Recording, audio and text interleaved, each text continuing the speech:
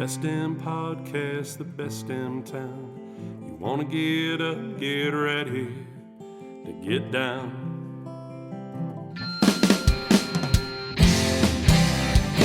With its big wide sky and the wild river Thames,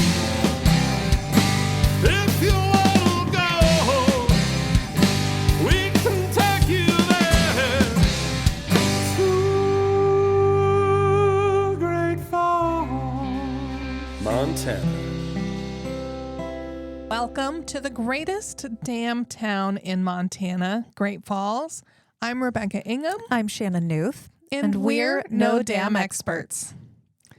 I almost want to say I'm an expert on this next topic, but I'm not at all. There are I portions think you're of an expert observer of this topic. and I couldn't be more excited about the topic we're going to be discussing today. So, Shannon, what do we have in store? Yes, I am very excited to welcome a family friend of mine, a fantastic author, photographer, history buff, all of the things, Paul Snyder. Paul, welcome to the podcast. Hi, and thank you for letting me be here. Oh, absolutely. I'm not sure you'll thank us at the end of this conversation, but hopefully you will. Glad we got that out at the beginning Yeah. because Paul is the author of Make Mine a Ditch, which I love because whiskey ditch is a prominent drink in most small towns growing up. It is the first mixed drink I learned how to make when I was bartending at the Loring Bar, so it's pretty solid ability there. Oh, you piqued his interest. Yeah. Well, I read the bio. Yeah. Hey, good job. I don't even have to explain to Paul where that is. Yeah, I know he it knew well. it. He knew it. He got excited about that. Doesn't have much of a back bar, but it's a beautiful little bar with history of its own. Yes. So Paul's going to talk to us about his book and all the other things that he feels he wants to share on this podcast today. So I'm super excited about it. And Paul, so we're going to be talking about all of these historic back bars that you took a statewide tour. We'll focus in on the ones in Great Falls. But first, for those who don't know, the title, Make Mine a Ditch. What's a ditch? Well, back in the early days when cattle drives were coming from Texas up to Montana, back in that period of time, and it wasn't just here, it was all over, but the story is that, especially the Montana story, is that when these guys came into Montana, they either brought their own whiskey or had it made locally around their campfire or wherever. And the only thing they had to mix it with was water. Well, water was short supply in this country, especially in the summertime. And but the only water they had was ditch water. So that's where it. And there are other variations of. You might talk to somebody else that has a different version of it, but that's the only one I've heard in Montana. So it's really a Montana name, and you can't go into a bar and order a ditch without sometimes finding somebody that doesn't know what a ditch is. Oh, they look at you kind of strange. Well, what's a ditch? Yeah. You're not from Montana, are you? You're new here, aren't you?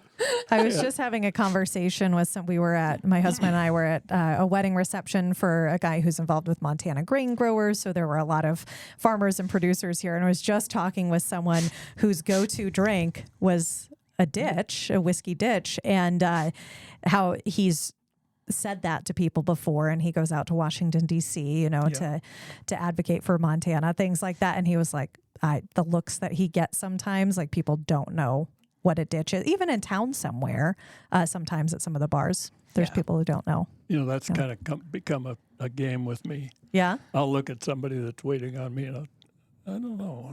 She doesn't look like she's from Montana. Yeah. And I'll Give order it a a ditch. shot. I'll just order a ditch just to be ornery. Yeah. How often do they know what it is? Well, it's when you play the game. It's really not too often. Yeah. It does happen, but it's not too often. Okay. So that can be a game for you visitors when you come see us here. You can play Paul's game and test See him. if we know. Yeah.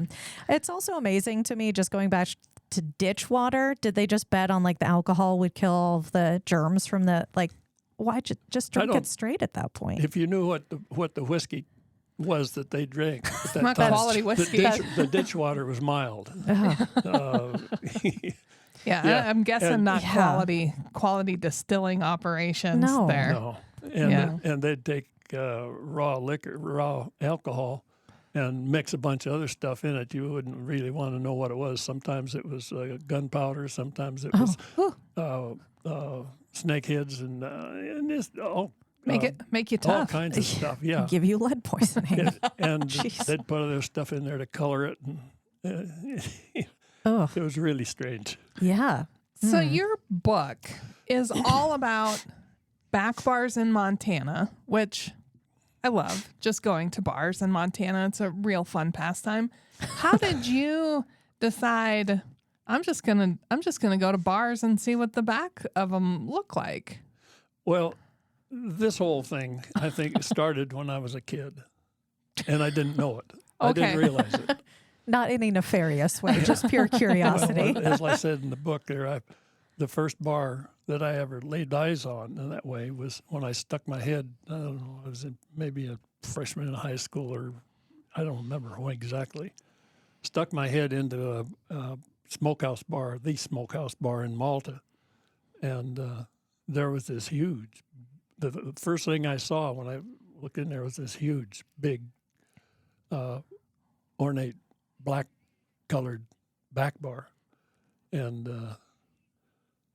that kind of stuck in my mind. When I've seen those things all around. You know, they're not just in Montana. They're all over, but they're easier to find in Montana because we are such a small, populous state, and they're spread out. Whereas these other places, they're hidden in the corner in these big cities, and except in southeastern Alaska, they have a lot of them up there. But that's how it kind of got started. And Well, it is really unique in the fact that you go into some of the, I'm going to call them podunkiest bars that you can find. yeah, And they've got these beautiful, ornate, wooden back bars that you go, you propped up a shack around this masterpiece. And that's pretty commonplace to see in Montana. yes, but you know the sad part of it is these people don't realize what they have. Oh, I can give you examples of places I've gone into, and here's one of the early Brunswick back bars, and the thing is so covered with garbage and covered up with bottles and things that you can't see it. When if they were to clear that out and leave it there as an attraction, it would be a whole lot more beneficial to them, I believe. I don't know for sure, but that's my feeling on it. I just have to imagine, back in the day, like the 1800s, you get a catalog like you would the Sears catalog just to order all these different back bars, because it seems like there was a lot from the same company. I didn't read the book from cover to cover, but I browsed through and a lot of the same names pop up. And so what, they just ship out catalogs and people are like, oh yeah. I mean, it seems like an I went odd, to Brunswick. yeah, it seems like just an odd, I don't know, thing that you would manufacture. Brunswick is an unusual company in the fact that they came over here. He came over here from Switzerland, I believe it was, and in 1845, and settled in the Illinois area. Okay. And they were big into building furniture, carriages, things like that. That's what they started out as. And then he got interested in billiards, so they started building billiard tables. And one thing led to another, and there was another company that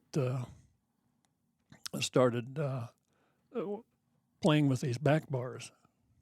And from that, through the mergers, Brunswick, Calder, and Balke got together.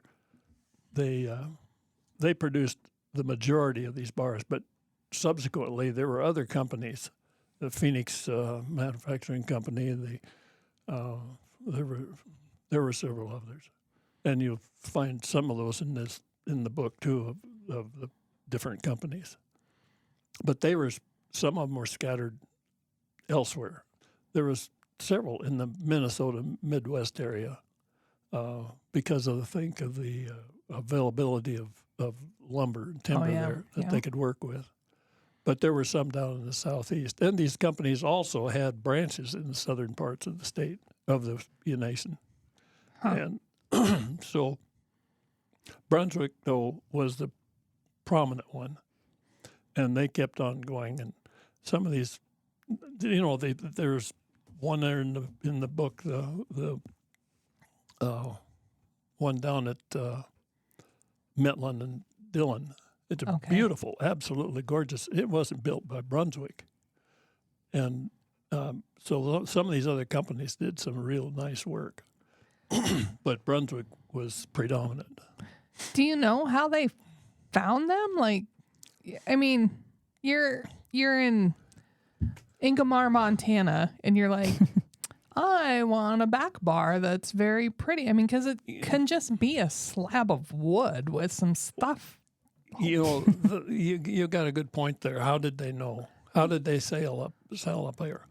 Some of the original ones, very early ones, and very few, I would have to say, came up on the boat to Fort Benton. Well, how did those people up here know to order one? Or, well, I guess there was probably more conversation going on between Montana and these other areas than we really realized. But it was slow going because it took a long time for mail to get from here by boat down to St. Louis. So that's a good question as to how they knew. Well, and why you would, I have to assume, make that kind of an investment in your little shed bar. Mm-hmm. You're talking about an investment in today's thinking. You could buy one of those bars for $100. Oh, my gosh. Really? Yeah. Well, I know that's a lot of money back then, but these are huge, ornate pieces. I have a copy of the, and which are very rare, of the catalog from Brunswick from 1905, I believe it was. Oh, my gosh. And That you'd would be cool. surprised. You'd be surprised at the cost of those things and Wow. what you could get for. Well, That goes into a whole more Right. subject. Go ahead. Right. we could go very deep in Yes. that. Yes. But there's not really, like, they're not necessarily mass produced, or were they? They were. Oh. Then why are there not more duplicates? Like, this is the same. They don't all look Well, the same. Yeah. No, they don't all look the same, but there are similarities. There is a very good similarity between one of the largest Brunswicks, which one we have here in Great Falls, the Club Cigar, that Okay. bar. But there's another one that looks very similar to it, but it's very different in this also, and that is in the Butte Head frame spirits. Head Frames Yeah. bar. Have you been there? Oh, well, yeah. Uh-huh. Well, then you know what I'm talking about. Yeah. And there are several things like that have the one in Dillon is similar to one of the models in Brunswick. So Huh. they kind of copied each other. There was the basic theme of those bars remained the same, and when they drew off of that theme, they came up with different variations of how to construct them. And this subject has gotten to be much deeper than I ever imagined it to be. I thought, oh, well, there's these pretty bars, and there's all over the state here. Let's collect them. But then the more I got into it, the more deep, and it has continued. The interest in the book has continued, and I keep getting conversation like this about the things that went on in there, and so it's amazing. Well, let me just back up, because growing up in a bar, I know what a back bar is, but for you listening, you may be a little confused. You walk into your local watering hole and it's not very big, and you've got what we'll call the front bar. This is the area where you can walk up, put your foot on a railing and your arm on the bar and go, "I'd like a ditch, please." You're getting served right there. Yeah.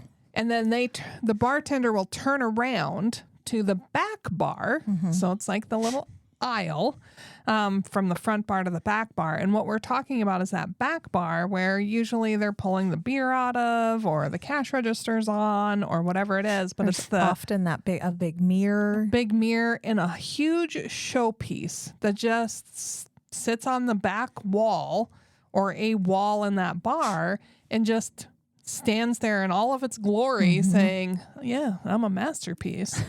That should be dusted, probably. That has never been, probably, in a lot of these. And so it's the thing that you're facing most often if you're sitting at the front at a bar looking at a wall.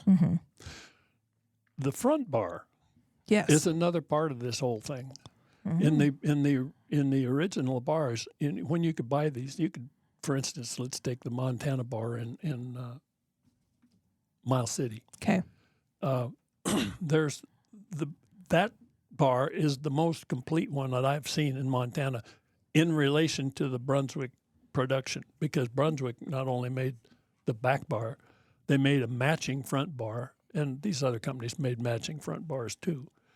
And they made all the other utensils. They made the ice boxes that they used to have back then, and they made the booths and the dividers. That they completely, well, that bar in Miles City, the Montana bar, is complete, and it is All matching. a good representation of what Brunswick produced.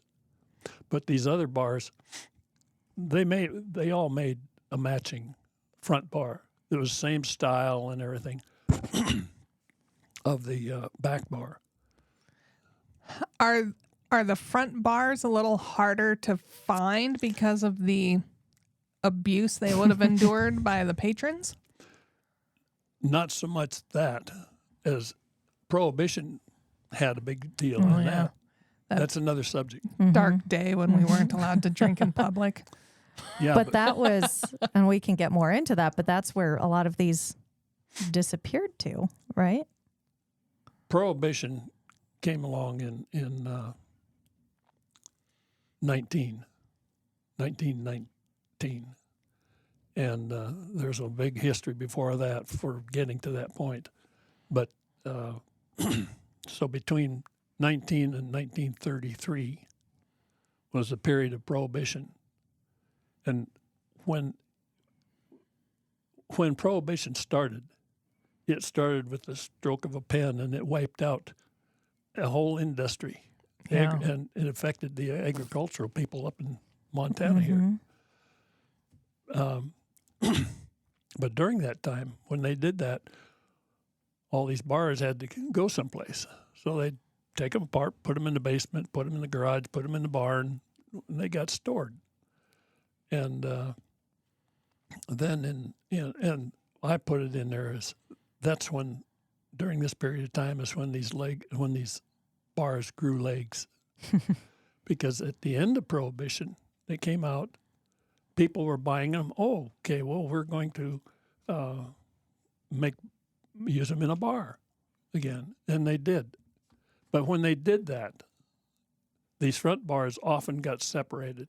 Either they'd never get saved, or they got separated from the original, because these people would sell these things in piecemeal, and that's still going on. So consequently, the front and the back bars got separated in that way. Well, during Prohibition, the front bar could still be used as a counter where the back bar necessarily wouldn't be able to. That makes sense. Yes, there are good examples of that in the book too, about how there's 2 or 3 examples. Well, anyway, yes, they were repurposed in grocery stores, or they were these bars. The whole bar itself would turn into a cigar store. Oh, okay. and That was still legal. Yeah. that was illegal. Smoke, That's but you that's a couldn't drink good in public. repurpose of it. So Yeah. and yeah, there was so yes, they stayed alive in some ways, but they were very well disguised. Go ahead. Did they come? So going back to when they were shipped here or brought here, were they in pieces? You talked about when they kind of tore them down, they were in pieces.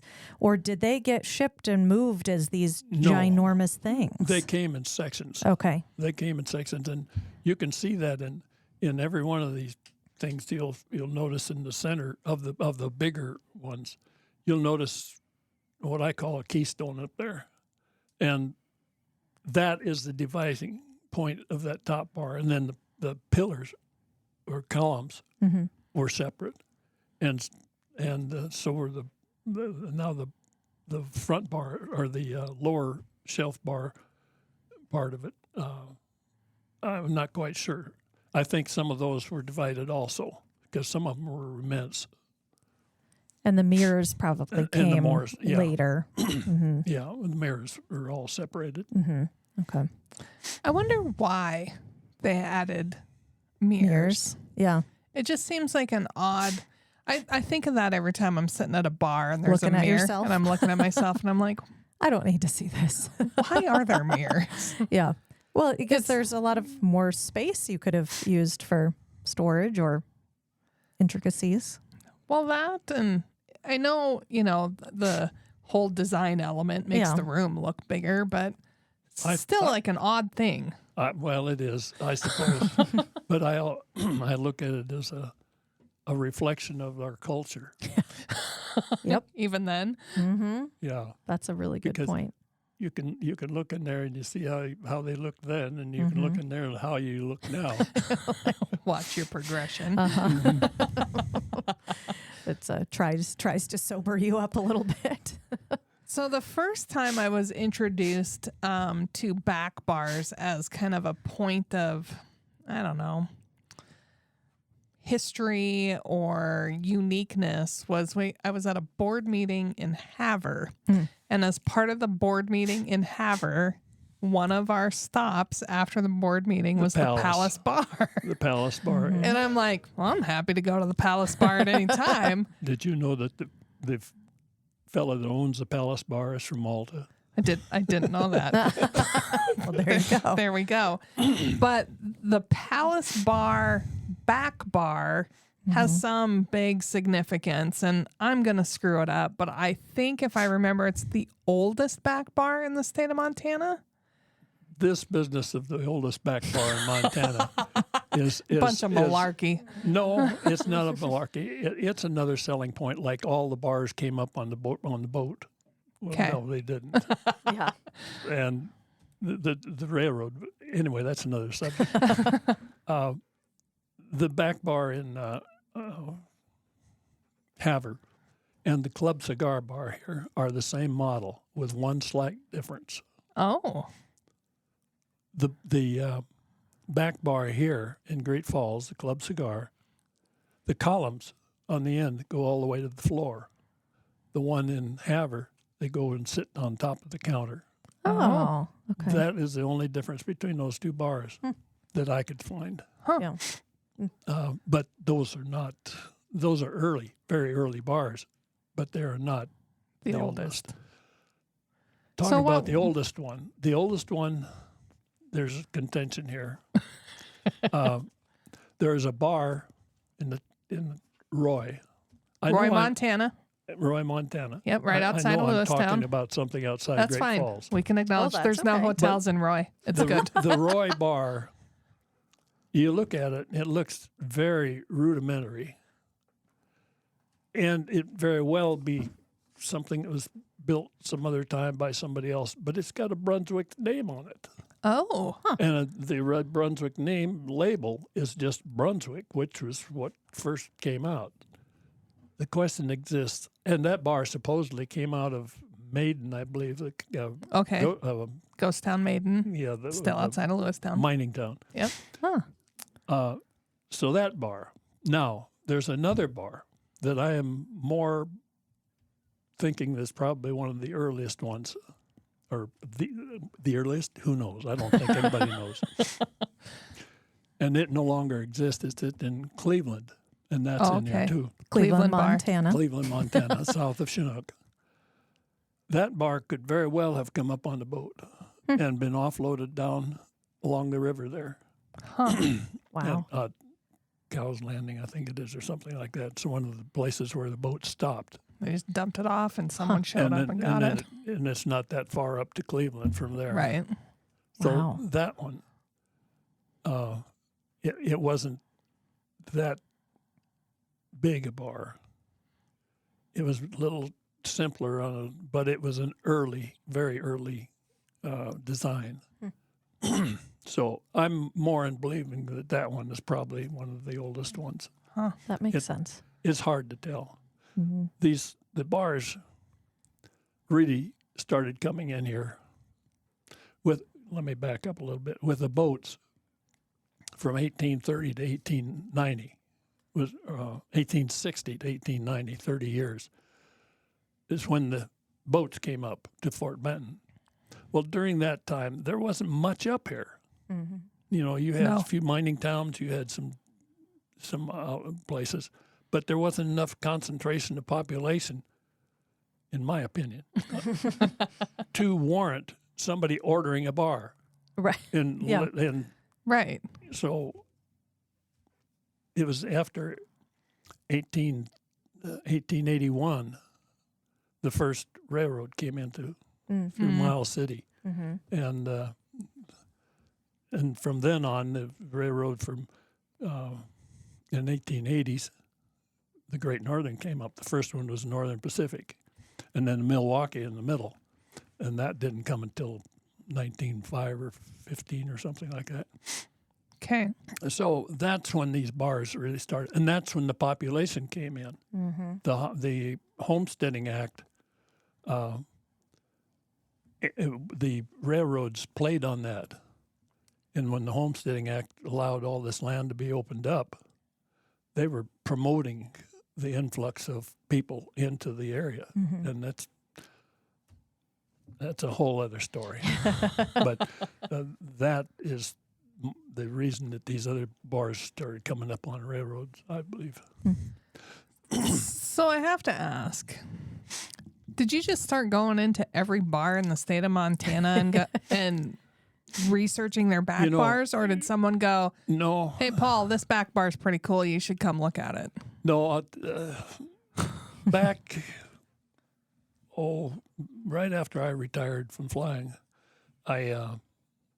we traveled around the state a lot in a trailer and just traveling.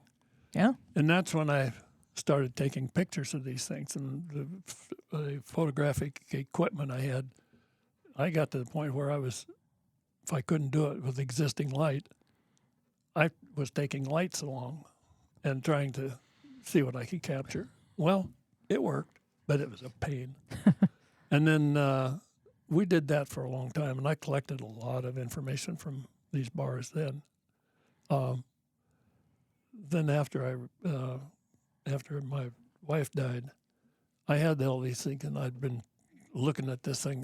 What can I do with it? So I said, I need a project, something to get into.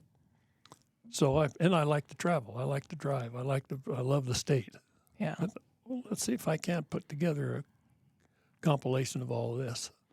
So I did that, and that's when I started really digging up the information on them, all the ones that I had, plus the ones that most of them, which I acquired in the travels around the state, with that in mind. So that's how I really got to going on this. Is there a volume 2? Have you discovered more that you wanted to cover since then? Oh yes, I have. There are not too many more that I missed. I missed one up in Scobie. Oh. There's a beautiful one up there I know about. There was one in Ashland, and that burned. Oh.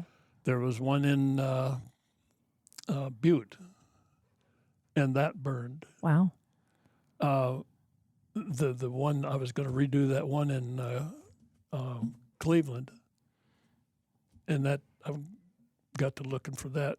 It disappeared. The building's gone. Everything. I don't know what happened to the bar. I still wanted to chase that down. Yeah. But there are a few, but not too many more that I'm really aware of that we can do. There was only estimated to be about 55 bars like this in the state. Mm-hmm. Well, I've found 31. Oh, there was one that people from Malta kept asking me, well, what about the one out at Zortman? Mm. You know, and talking about looking for these old bars. And I started digging into that, and I found out that it went from Zortman to the people there sold it and sold the bar, but they kept the back bar, and started a museum up by Grass Range, someplace up in that area. Huh. And that eventually 4 or 5 years later failed. And the bar was sold to a fellow that came up here in the summertime, Okay. and it was sold to him. He took the thing down to Florida, Oh. and it never got on. He was going to put it in his house. It never got unpacked, Oh. and it sat there. And finally, after how many years, who knows, the bar they moved back to Montana. He bought a place back up down by Three Forks, and the bar was moved back up there with the same intent, and it sat in the garage. Oh my gosh. They passed away, I guess, but his son got the bar. Okay. And here 2 years ago, maybe about that, I found out that the son had this bar and he was trying to sell it, and he had restored it. He didn't have the front bar, he just had the back bar.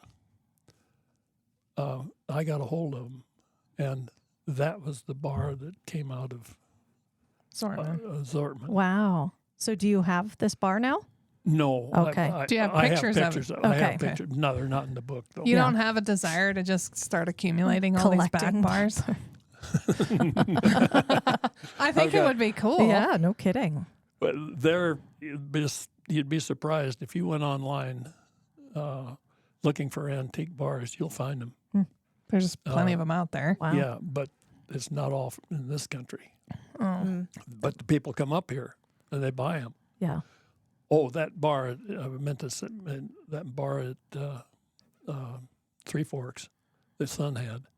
He sold it finally, Oh. and it's in Oklahoma at a rancher's house. Oh, okay.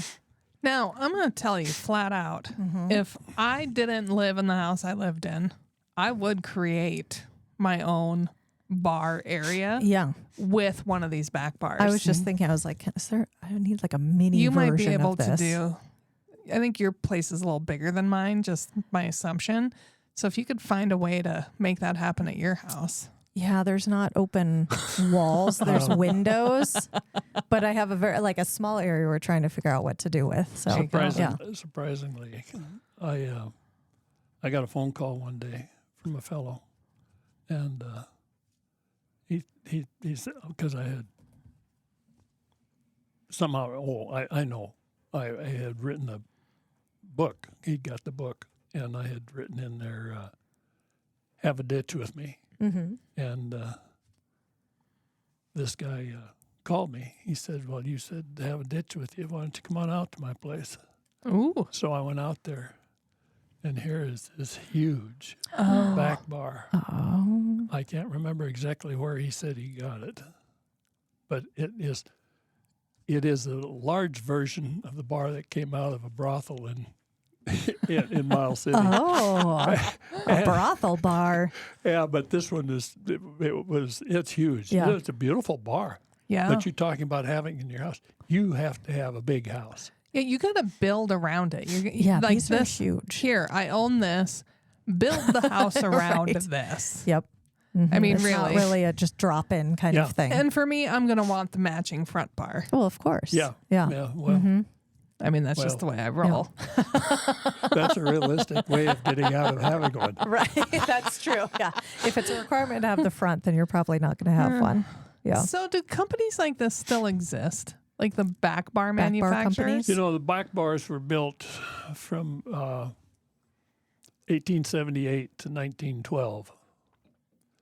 And then they were getting scared of prohibition. Things Yeah. were and Brunswick backed out of it in 1912. And some of these other companies followed not too long after, but they just kind of faded away from. You're not going to find one, I don't believe, that's commercially built now. You could find them, you can find them custom built. Get the good wood guys to start There making you some go. back bars. There was a fellow in Whitefish when I lived over there. That was an area that was a lot of outsiders were coming in and buying their second place. And well, this fellow came in and he found there was a bar in Kalispell that's in here that he wanted duplicated. So he found a cabinet maker there. And I went over to this guy's shop while he was making it, and he was doing a beautiful job. This fellow is from the east, I don't know exactly where, but toward the East Coast. And he sent over loads of walnut. Oh, And Wow. this bar was built out of walnut. Ooh. And I've forgotten how much it cost him a bundle. Walnut is just a generally pricier wood. Right. And that's It just is. the wood, not even doing anything with it or shipping it or anything. Yeah. Huh. So he paid a bundle for that, but I don't think it bothered him a bit. Yeah. Yeah, some people over in that part of the state just have pockets that are deep full of cash. Another one, talking along this line, the Mint Bar down in Whitehall burned, the Okay. original, and it had an original bar in it. The person that owned that had another bar built. Just like it. I don't know if it was exactly like it, but I think it was. But it was obvious. I didn't even include it in here because of that fact. It just was not original, you know, and it looked out of place. Yeah. So we've talked about, well, now I'm blanking. Club Cigar. Great Falls has 3 bars featured Yes, in your book. yes. So Club Cigar. Club Cigar, the City Bar, Oh yeah. and the old Mint Bar. Oh, Which which is is now. Russell's Inside the bar. C.M. Russell Museum. Yes. Yeah. But that's the one Charlie, Yeah, good old Charlie Russell would drink at, which is why it's in the museum now. right. Yeah. Yeah, it's actually owned by the Montana State Historical Society. Okay. And Brad has been on the podcast talking about his bar. From City Bar. Yeah. That is a beautiful bar. Yeah. That bar has a sister bar in Moore, Montana. The Office. Been there bar. too? Oh, of course. It'd be a shorter list of the places You of have that not drink been? at. Okay. Fair enough. So Charlie's, we'll call it Charlie's Bar, is in the C.M. Russell Museum. You can go. What was, that one was a little different, I imagine, than really any others in your book, because you're not photographing it. You're not seeing it in its original location. setting. No, there is a picture in the book about I really it liked in that the picture. in its original location. Which, do you remember where that original location was? I was in that bar one time, but Oh. I was in high school, I think, and I went in there, and that I always thought it was on the opposite side of the street from where it originally was, but I cannot pinpoint exactly. It just doesn't look like a typical Western bar. It looked like a clean kind of It was yes, modern, fresh right, bar in the yeah, picture. Yes, it did. It was. Like where the girls would go to get their cocktails, not where the dirty cowboys would have. It has different Very much- detailing Yeah. or lack therereof than the others do. Yeah, that's what I was drawn into, that original picture of the Mint Bar. So, Paul, do you have a favorite back bar? You know, that is a question I'm constantly being asked. Well, of course. And if I want to say a favorite, it is, you know, there are three ways to talk about a bar. There's a bar that's on the corner of the avenue there. There's a front bar, and there's a back bar. Yeah. But as far as all three of those, I think the Montana bar in Miles City.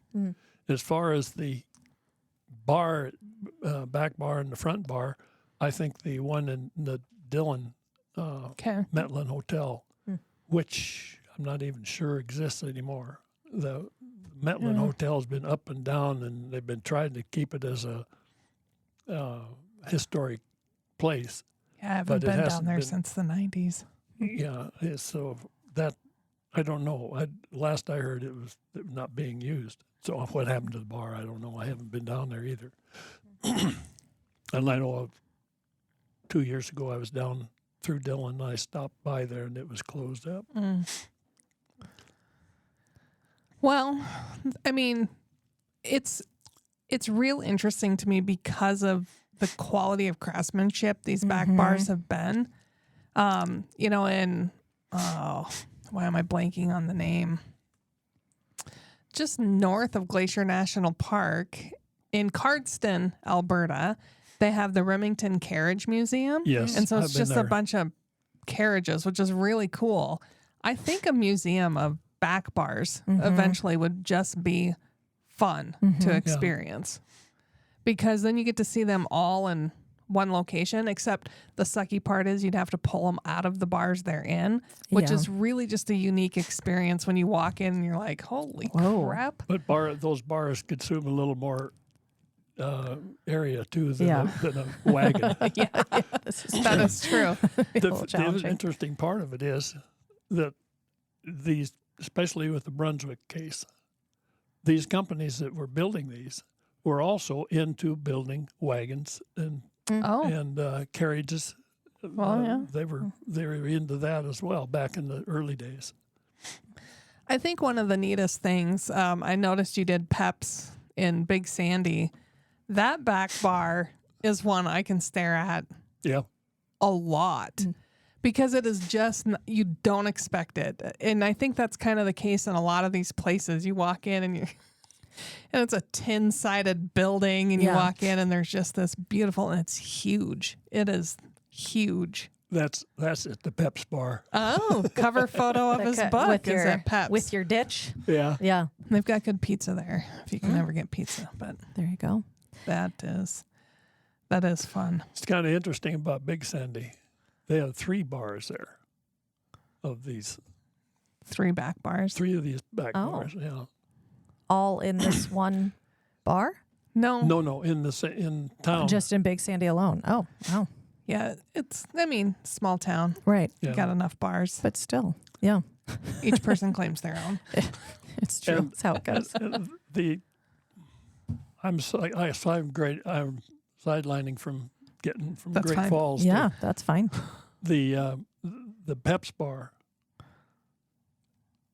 started out. It didn't come there originally. It wound up coming down there by wagon or train from Harlem. It was actually in Harlem first. Huh. And then got hauled down there. And it's got a thing, that one's got a very interesting history to it, too, in the way that it got there and the trials and tribulations they went with Prohibition and the being a speakeasy type operation and everything. So it was, Have you been to the Speakeasy in Butte? No. The one they uncovered down in the basement of some building? Oh, I haven't. Yeah. Is this recent? Or Yeah. Oh. I would say within the last 10 years. Oh. They found it. Wow. Like it had been covered up. Wow. So, yeah. But that's another town. And I don't have a whole bunch of details, obviously. But interesting. Yeah. But I know that in Great Falls, too, and I think even off of Club Cigar is one of the places where there were some underground tunnels or something of some kind where things were being run around during Prohibition in Great Falls. Do you know anything about that? No, I haven't heard that one. Okay. Because the Club Cigar itself moved several times. Oh, okay. It moved up the street from where it originally started. Then it moved from there into the Great Falls Hotel. Okay. And from the Great Falls Hotel, it moved across the alley to where it is now. Okay. The Great Falls Hotel. And the back bar got moved every time with it too? Well, that the back bar and the front bar did. Okay. Yeah, those things just moved around like that. Yeah. And there was other things that went on with that bar, like one of the longtime bartenders there was a madam. Aha. And she had a couple of operations. Okay. And she was also, interestingly enough, she was an employment contact for these ranchers that would need some help. They'd go into this gal, and she would know these guys that were coming in, spending time at the bar, and During the day. they would come in and find out if she knew anybody that needed help, or she would find out that there was a rancher that needed, and she would. So she was kind of an employment She agency was as a well. matchmaker in lots of ways. Yeah. Yeah. And Looking for love? Right. I got you covered. yeah. Looking for Need work? a handyman? Got that all figured out. So there's all kinds of stories like that. I suppose that if a person could get to that's another problem, is getting to some of the original people that knew anything about these bars. These bars rotate like owners is like they were rotating bars back in after Prohibition, but so it's hard to really come down with finite details on what went on in these bars. Another reason for the mirror, if you could look in that mirror and have it tell you what it saw and what it heard Yeah. It would over be- the years. The stories all of these bars could tell would be amazing. Yes, Mm-hmm. it certainly would. Well, the things they've seen. Endured. Yeah, yeah. More of the enduring part, especially those front bars. I mean, Well, Yeah. and there's several of them. There's one in just outside of Plentywood, Antelope, Montana. Ah. That there's a picture in there of the bullet that was recovered from the bar, Oh. and there were other bullet holes. There's a bullet hole in the roof of one in Red Lodge. In the ceiling, you could see a bullet hole up there. And so, there's a lot of these things. Well, they don't know anything story about the. They just know it's there. And there's one hole in the wall bar in Miles City, I believe, has bullet holes in the front bar. well, they packed pistols back in Right. the day. Yeah. That's what- Everywhere they went. Mm-hmm. It's amazing to me because the Club Cigar here in Great Falls, for example, or even City Bar, maybe even more so than Club Cigar to me, I would not necessarily walk in and expect this big ornate bar in there. So they often take you by surprise, especially when you look at the buildings or, Club Cigar. I mean, I have fun at Club Cigar, but it's not necessarily, it's more of a divey bar. It has a little age on it. Yeah, yeah. And so you walk in and you're like, oh, this is unexpectedly nice. You know, you have these huge, beautiful pieces, and it just changes the whole feel of the bar itself. It's true. So for the back bars in Great Falls, we'll cover each one of the three. What are the things that people should notice about them? Like, other than their grandeur and their enormity and their age, what are some of the things, like if you're at the Club Cigar, that you want to point out that people should make special note of when they're looking at it? The Club Cigar, for instance, the detail that's put into that bar, that's another one of the things about all of these bars. It's a reflection of the way things were constructed way back in 1878 on up, because all of this was done by hand. Oh, yeah. You know, we didn't have, I say all of it was done by hand. There was, well, yes, it was. It wasn't until after 1900 that we had any power tools. And anything that was built out of wood, all your carriages, anything. And that's what we had a lot of. Everything you'll notice was back then was out of wood, exception tires of Right. Wagons and things. But the people, there were thousands of people that were involved in these construction manufacturing agencies because they were building so much out of wood. The Woodworkers Union, here's an interesting part of it. The Woodworkers Union, there were two of them that I'm familiar with, Amalgamated and Woodworkers of America, I think it was called. They went in 1880, they went on strike. They wanted to go from $1.10 an hour, or a day. It's not an hour, a day. $1.10 a day to $1.60 a day. Earl? And they wanted the age limits to be the lowest age a person could work in there was 14. Oh, wow. And they wanted those 8 people to go from 50 cents or something like that to something around 60 cents a day or something, 40 to 60.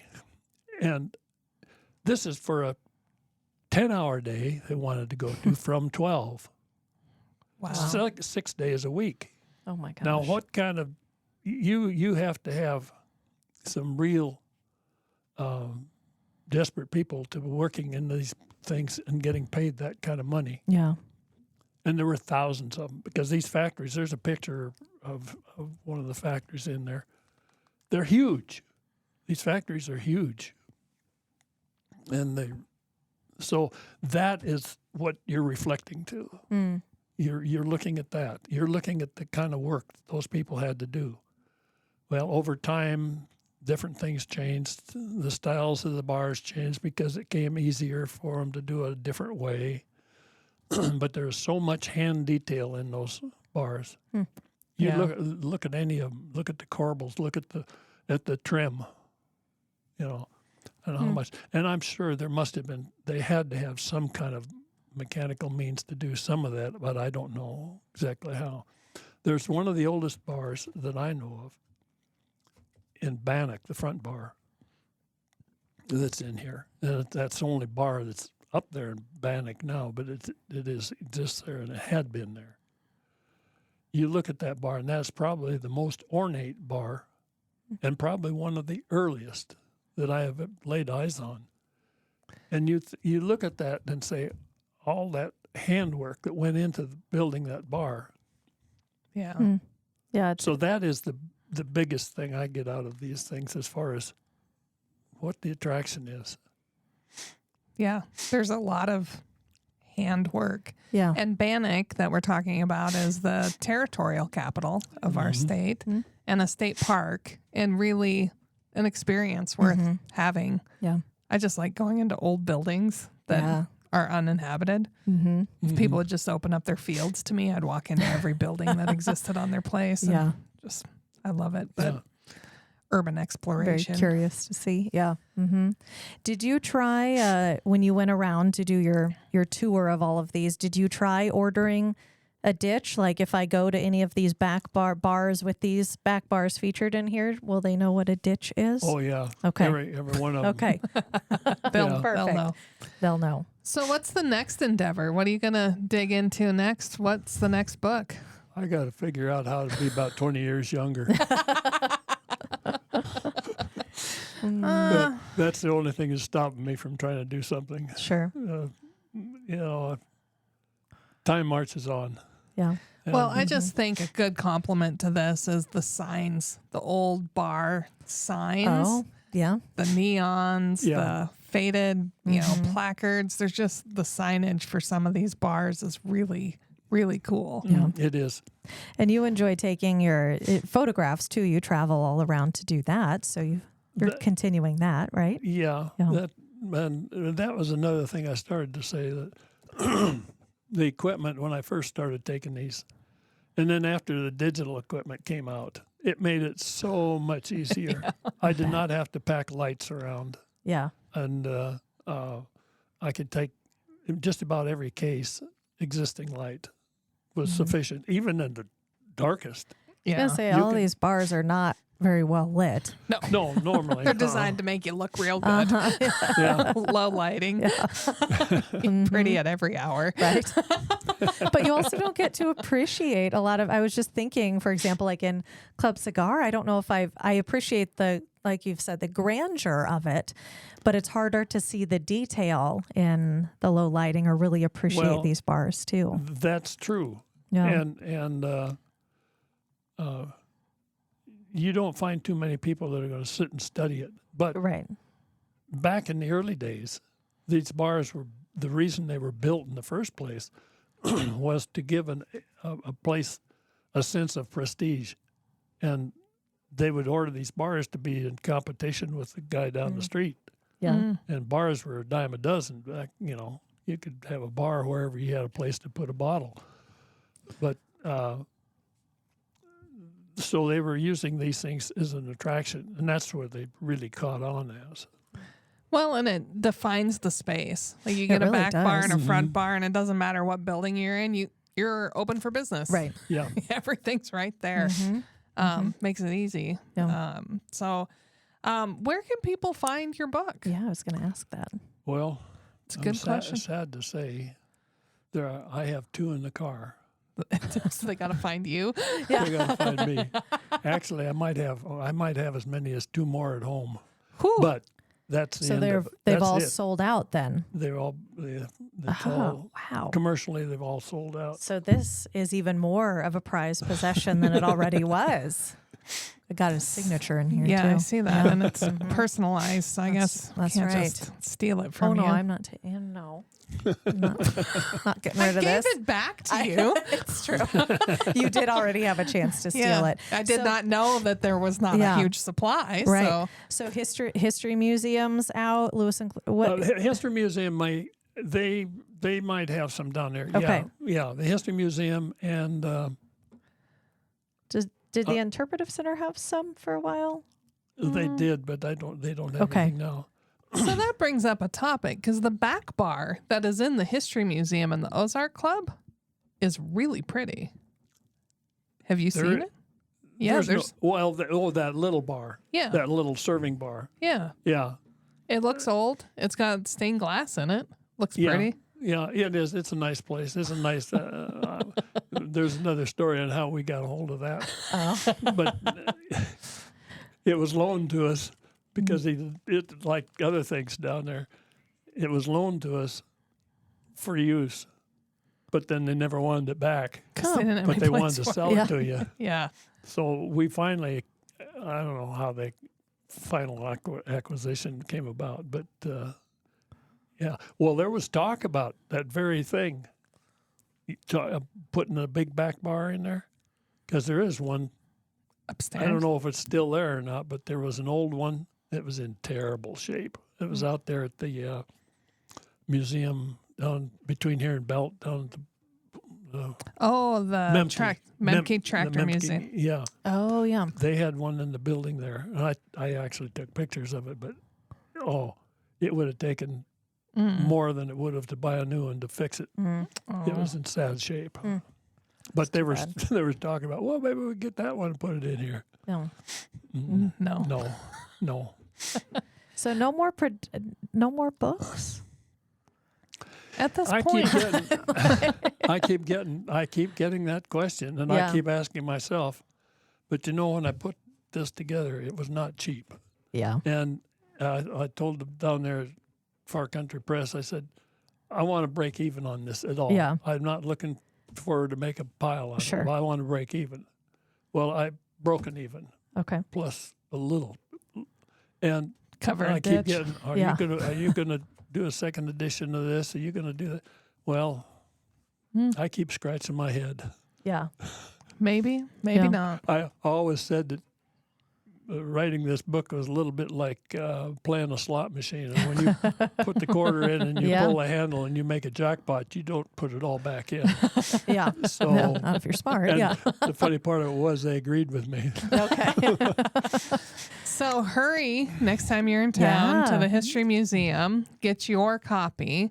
And then what a perfect way to spend your summer vacation, just traveling through Montana, experiencing all these back bars and you can tell drinking them, a ditch. You Yeah. can say you can start in here in the Great Falls Yeah. and then use this as a travel guide. That's Yeah. what I was just, I mean, there's the pie trail, Yeah. we wanted burger trail, The back bar trail. back bar trail. I like it.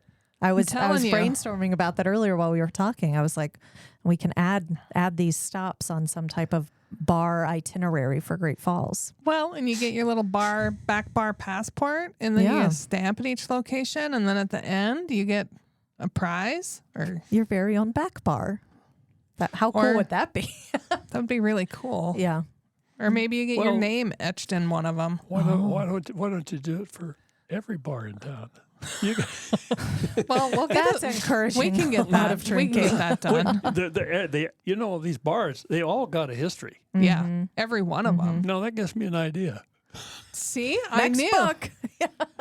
I don't have to leave town. That's right. You don't have to travel a bunch. You just tell the stories of the ones here. Yeah, the And history you of the. can do a case study on how many of them know how to make a ditch or Yeah. know what it is. Yeah. Yeah.